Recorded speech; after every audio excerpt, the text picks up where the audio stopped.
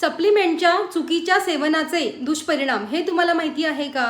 ड जीवनसत्वाचे शोषण हे चांगल्या पद्धतीने होण्यासाठी निरोगी फॅटची आवश्यकता असते आणि त्यासाठी बरेच जण सप्लिमेंटचा वापर करतात.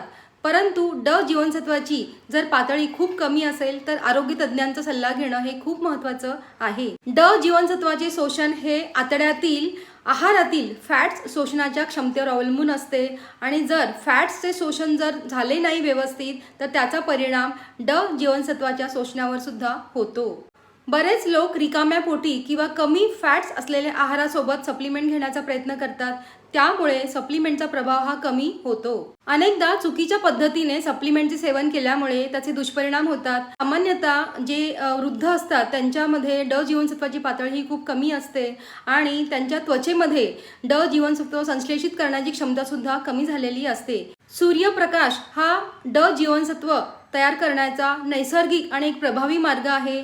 किमान 15 किंवा 30 मिनिटे आपण सकाळच्या उन्हामध्ये बसलं पाहिजे. त्यामुळे नैसर्गिकरित्या आपल्या त्वचेखाली ड जीवनसत्व तयार होतं आणि आपल्याला त्याची कमतरता पूर्ण करता येते.